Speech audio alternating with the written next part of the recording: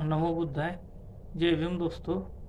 आज सावित्री माई फुले जी का जन्मदिन है, तो लोग आज उनको याद कर रहे हैं।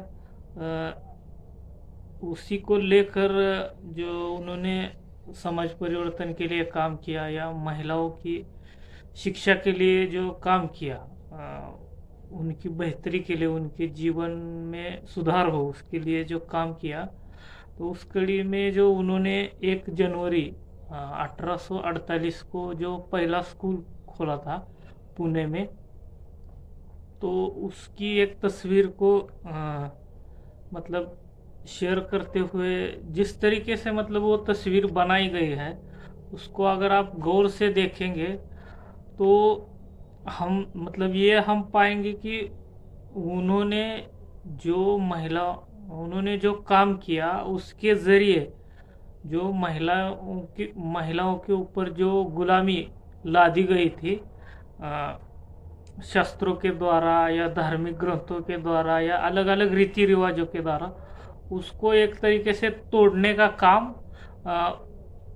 शिक्षा के माध्यम से उन्होंने किया है। इस तरीके की एक तस्वीर शेयर हो रही है, जिसमें लिखा गया है कि पूरे जीवन भर उन्होंने महिलाओं की शिक्षा हो या यहाँ पर जो अछूत लोग हैं या जिनको पढ़ाई से दूर रखा गया है, उसमें वो ओबीसी और एसटी के भी लोग हैं, उनको उन्होंने पूरी ज़िंदगी भर फ्री में पढ़ाने का काम किया। इसलिए उनके इस कार्य से प्रभावित होकर अंग्रेज़ों ने उन्हें मतलब महात्मा फुले जी को बेस्ट टीचर का अवार्ड भी दिया था।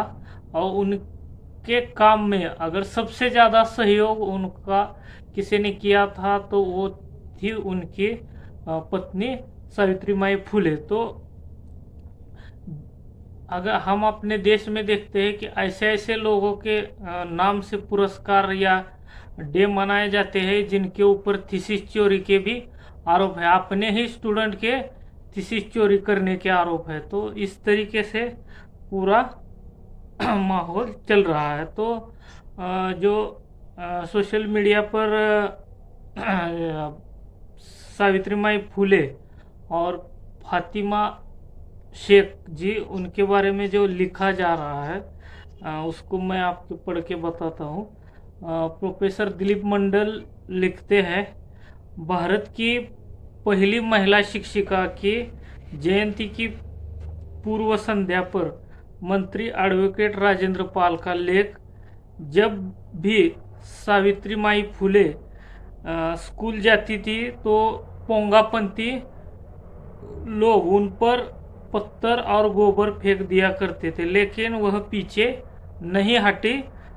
वह अपने साथ एक अतिरिक्त साड़ी ले जाती थी। तो आप सोचिए, सावित्री माई फुले ने जो महिलाओं की शिक्षा के लिए कष्ट उठाए हैं, उसको हम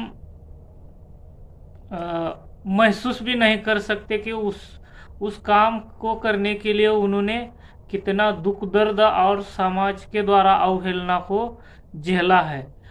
उनके ऊपर गोबर, पुणे की जो गलियां है वहाँ के जो पोंगापंथी है या ब्राह्मणवादी है या ब्राह्मण धर्म को, मनु धर्म को या हिंदू धर्म को मानने वाले जो लोग हैं, वो उनके ऊपर पत्थर फेंकते थे, गंदा पानी फेंकते थे, साथ ही गोबर भी फेंकते थे। जो जिस गोबर की और गोमूत्र की सरकार आजकल चल रही है, वही गोबर उनके ऊपर फेंका जाता था।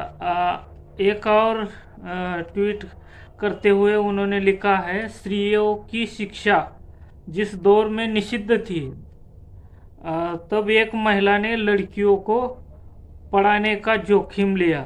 उन्होंने देश का पहला बालिका विद्यालय 1 जनवरी 1848 को खोला था। उनकी जयंती पूर्व संध्या पर विशेष लेख, उनका एक लेख उन्होंने साझा करते हुए इस ट्वीट को किया है। उनके लेख का नाम है, कौन है सावित्री माई फुले जिन्होंने खोला था लड़कियों का पहला स्कूल। तो अगर आपको ये पूरा लेख पढ़ना है, जिस लेख में सावित्रीबाई फुले के बारे में पूरी जानकारी दी गई है। तो उसको आप प्रोफेसर दिलीप मंडल जी के ट्विटर हैंडल या फिर फेसबुक पेज पर जाकर पढ़ सकते हैं। एक और उन्होंने अपना ही लिखा लेख को टैग करते हुए लिखा, हिंदू धर्म, समाज व्यवस्था और परंपरा में शूद्र, अतिशूद्र और महिलाओं के लिए तय स्थान को आधुनिक भारत में पहली बार जिस महिला ने संगठित रूप से चुनौती दी, उनका नाम है सावित्रीबाई फुले। तो जो धर्म के द्वारा लोगों के ऊपर, यहाँ के बहुसंख्य के लोगों के ऊपर, मतलब जो